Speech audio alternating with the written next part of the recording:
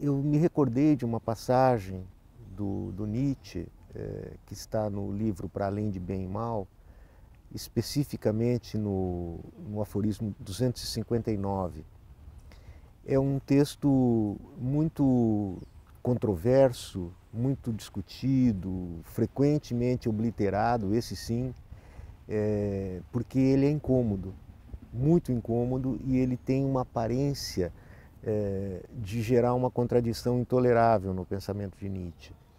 Como você sabe, Nietzsche é mais conhecido como um defensor, por exemplo, da tese de que não existem fatos, existem apenas interpretações de fatos, e essas interpretações são todas elas, digamos, perspectivas, né? Elas são feitas a partir de um viés, a partir de um perfil sempre.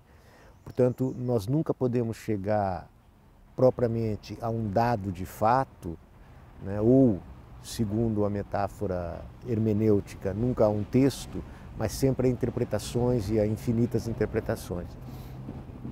E neste texto, que é um texto, esse aforismo 259, o Nietzsche fala não só fala em um fato, mas ele fala em um fato fundamental da história. E por isso mesmo esse texto já começa a causar problema no seguinte sentido: como é que alguém que afirma como seu carro-chefe de que não existem fatos, né, mas apenas interpretações, inclusive as próprias leis da física são interpretações, não são fatos, pode falar algo como um fato fundamental e um fato fundamental da história? Mas não só por isso, é porque esse fato fundamental da história, para o Nietzsche, pode ser traduzido nas seguintes palavras: o fato fundamental é a vontade de poder, e a vontade de poder, a natureza da vontade de poder, pertence à exploração. Então ele diz assim, hoje há várias teorias travestidas em visões científicas ou em visões otimistas a respeito do futuro, de uma sociedade onde se pudesse fazer desaparecer totalmente a exploração. Portanto, como se toda a opacidade pudesse ser removida de uma sociedade organizada em bases racionais e justas. Ele diz, isso soa para mim como se alguém quisesse inventar uma vida inteiramente desprovida de funções orgânicas. Ele diz, a exploração não é um fenômeno que resulta de uma organização irracional ou injusta da sociedade. A exploração é uma condição inevitável da própria vida. Viver é necessariamente explorar. Explorar no sentido de que, para que a vida seja possível, para que ela permaneça, é preciso também violentar, é preciso selecionar, é preciso assimilar, é preciso excretar, uma série de condições que são condições essencialmente violentas, no sentido de exploratórias. Isso acontece desde a parte mais elementar dos processos fisiológicos até a organização de um organismo como a sociedade.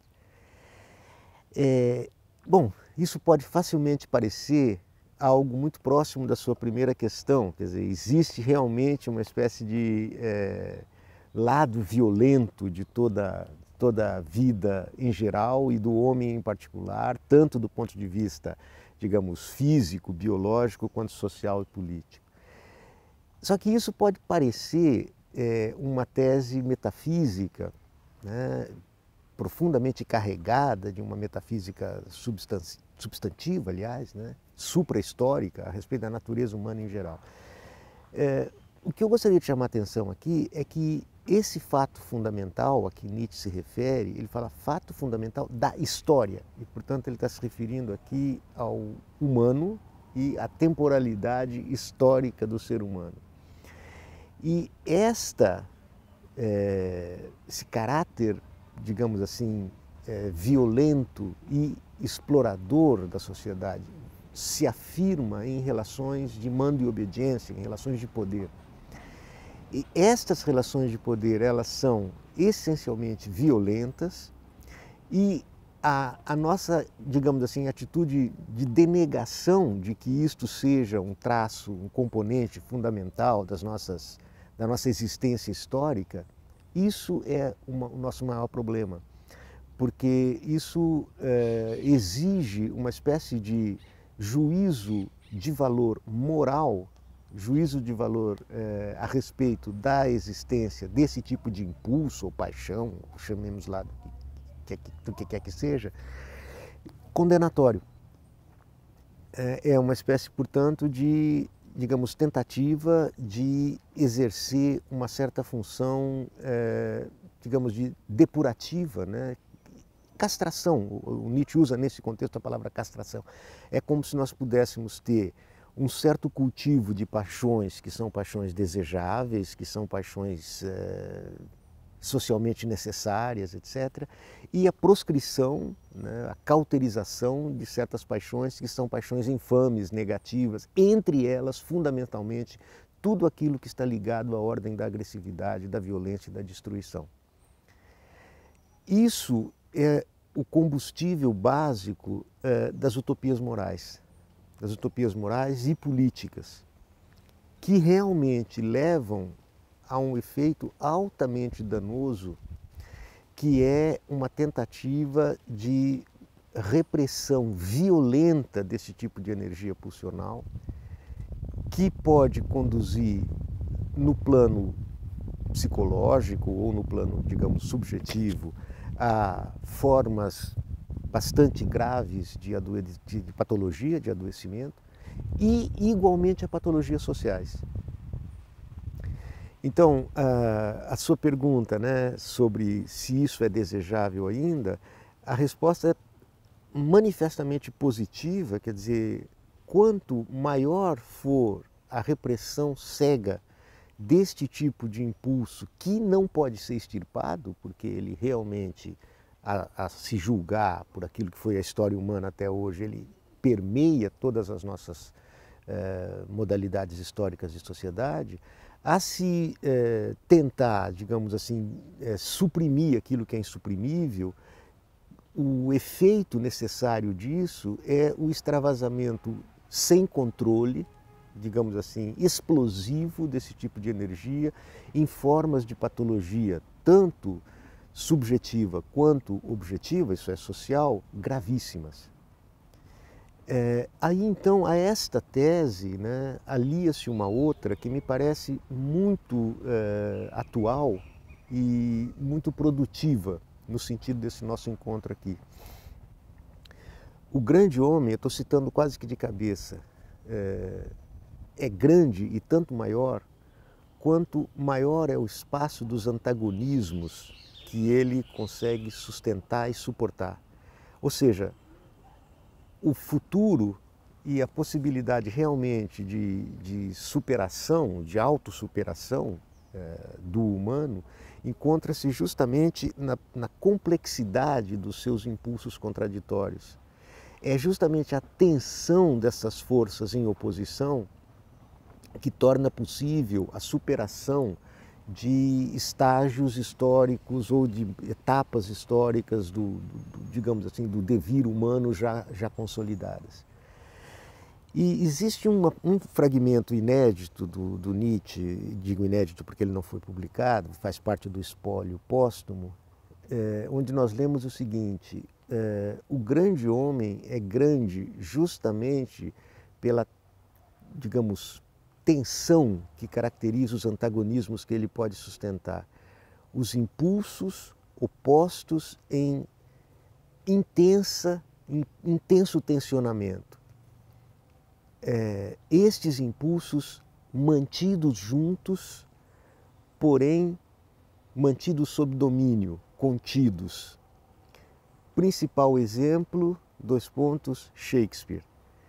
Quer dizer, Shakespeare é, nesse sentido, a figura para Nietzsche desejável do homem moderno, precisamente porque nele existe um feixe de impulsos que estão em antagonismo, em verdadeira oposição, pode-se dizer até contradição, mas que o fato desses antagonismos poderem existir e esta tensão poder ser suportada nessa figura, né, isso torna o solo dessa formação, digamos assim, a que nós damos o nome simplificador de Shakespeare, uma fonte de criações absolutamente, digamos assim, rica, tanto em termos de impulsos, quanto de feitos, quanto de obras. É justamente isso que torna possível as grandes criações e, sobretudo, torna possível que o humano cresça para cima de si mesmo. A extirpação dessa tensão, né, sobretudo sob a forma das morais castradoras, é a desertificação desse tipo de solo de onde podem nascer esses grandes feitos ou essas grandes obras. Para você ter uma ideia, só para eu concluir aqui, eu sei que eu já estou falando demais, mas uma coisa que me parece assim, desse ponto de vista também útil, é que Shakespeare aparece aqui, né, como uma figura que ela é, digamos, exemplar, porque você tem nele a afirmação simultânea das oposições que não conduz a uma síntese no sentido hegeliano do termo, em que os dois termos são suprimidos num terceiro, que forma uma unidade pacificadora, harmônica. Não, a tensão é mantida e justamente por causa da manutenção da tensão é que se pode criar coisas, digamos assim, de uma riqueza, de uma complexidade que levam avante a história humana. Não, portanto, o amortecimento da tensão, mas justamente a intensificação da tensão é que torna isso possível. Essa mesma figura do Shakespeare ele usa com outros personagens históricos, como por exemplo o César romano com a alma do Cristo, ou o Napoleão que serve-se da política como o músico serve-se do seu violino. Então todas essas coisas que você vê onde existe esse tipo de campo de oposição e de conflito como sendo a condição do grande. E por fim, aí os nomes César, Cristo, Shakespeare, etc., não são sujeitos no sentido tradicional do nosso termo, que nós utilizamos a palavra sujeito, né? Eles são, por assim dizer, máscaras, né? São denominações que são dadas a estas formas de unidade subjetiva que são, digamos assim, devires sujeito plurais. E isso para o Nietzsche é fundamental. É justamente a extirpação deste solo que traz essa pobreza cultural que nós temos hoje e as formas de patologia que nós temos hoje. Então, uma outra passagem, por fim eu termino, no Zaratustra, que ele diz o seguinte: é preciso ter um caos dentro de si para poder parir uma estrela que dança, uma estrela bailarina. Ainda existe caos dentro de vocês. Esse caos que existe é a esperança de que a gente ainda poderia vir a parir uma estrela bailarina. Um medo maior é que esse caos se torne deserto também. Era isso que eu falava sobre o nome de niilismo.